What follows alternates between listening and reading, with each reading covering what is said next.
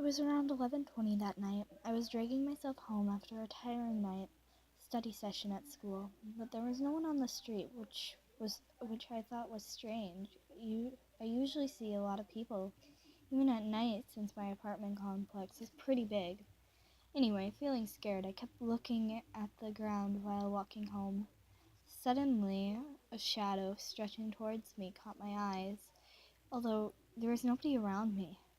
I looked up to see who it was and saw a woman in front of me, but she looked a little strange.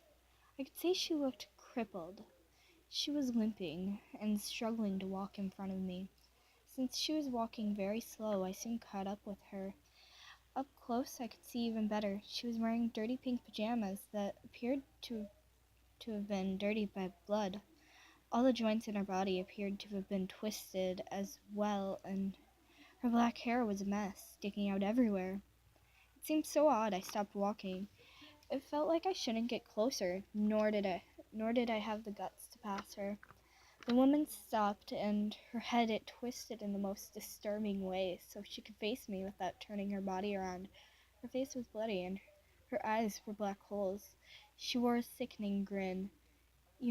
People say that if you are surprised, you can't even scream. That was right. I froze there, not being able to move at all. "Where is my baby?" the woman asked. My thoughts were racing to her question. I gulped. Oh my god, I don't even remember what I was thinking when I did that. It gives me chills thinking about that moment. "Over there," I answered, pointing as far as I could. I just wanted her away from me. She limped towards where I pointed, and I couldn't see her anymore. Fearing that I might run into her again, I tried to run, turn around and leave that apartment complex. I couldn't think of anything but to get to a place where there would be people around. At that moment, "She is not here!" I heard her screaming from far away. She crawled towards me in a way that could only be described as horrifying, and at such a inhuman pace. I don't even remember anything from then on. I heard that my neighbor found me passed out on the ground and took me home.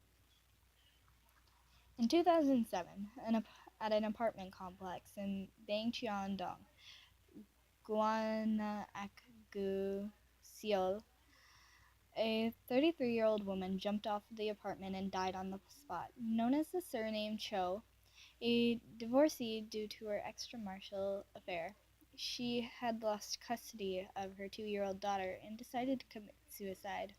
After that incident, Cho has been seen walking around the apartment complex 7 times.